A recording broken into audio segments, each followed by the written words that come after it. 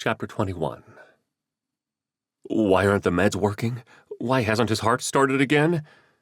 Eli's father's eyes darted in a loop between his son, the monitor, and me.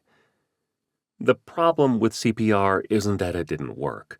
It was actually surprisingly effective when done properly. The problem was the disease process that led to CPR in the first place. It generally didn't fix that. It just bought time until we could fix the original problem.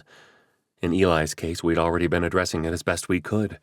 I knew where this case was going to end, and I hated it. It was time to call for more help. "Someone get the chaplain down here." The parents nodded at my request, eager to get any help they could for their son. In this moment, a parent would accept help from any source imaginable. They didn't need to know that the chaplains also help with bereavement and the affairs of the deceased. "We're not giving up on Eli," I said, holding his parents' gaze well past the time I'd finished speaking. I looked back to Eli, lifeless, his body rocking with the force of chest compressions delivered by Natalie, whose son was nearly the same age. She brought him to the ER from time to time for various injuries. He had cerebral palsy and frequently injured himself attempting transfers by himself. At home, she worked tirelessly for her son. Here, she showed that same motherly stamina, the kind that didn't quit until the body simply could not go on. Come on, kid. There had to be something else we could try. How about bicarb? Let's give him 2 amps. Maybe he's too acidotic. A nurse pulled the correct box from the code box and slammed the meds through the IV. We continued the CPR for another 2 minutes without improvements. His parents could tell where this was going. And we could tell they could tell. Slumped shoulders, body heaving sobs, lips moving without words, silent prayers to God, promising anything it would take to avoid the inevitable. Now it was my turn to become agitated. I knew medicine. I knew how to diagnose. I knew how to treat. But none of that was working. It was time to learn if this near-death experience was real. What if it didn't work? I'd be the laughingstock of the hospital. Albrecht would never let me live it down. Eli's parents would probably think I was a nutjob who allowed their son to die.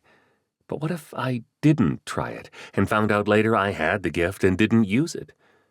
Could I live with myself, knowing my pride and fear of embarrassment caused a child to die? I reached my left arm up as if adjusting the IV drip rate and placed my other on his shoulder. No one noticed.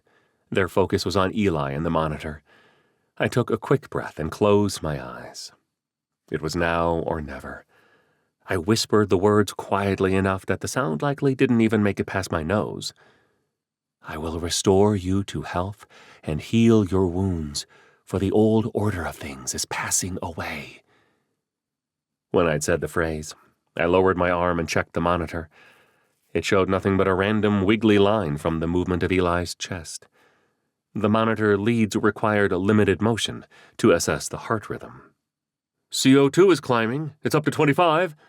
The respiratory therapist shouted the words and drew every eye in the room. "He's getting easier to ventilate."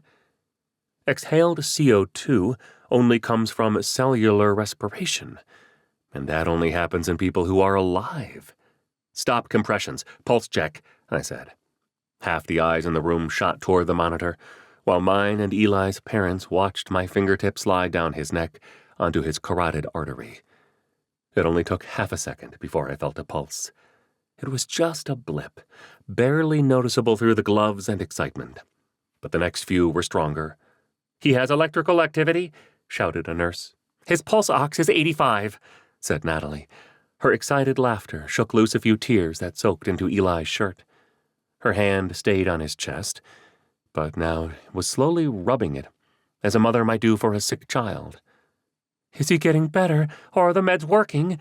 Eli's mother stood next to the bed again, holding his hand in hers. "I can't believe it. He's actually improving. This child, who 1 minute ago was lifeless and essentially without hope, now had a strong pulse and improving vitals. No, the meds weren't working. That's why we got to this point in the first place.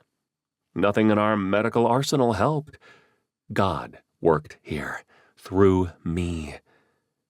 That means what happened to me was real. I actually met God. I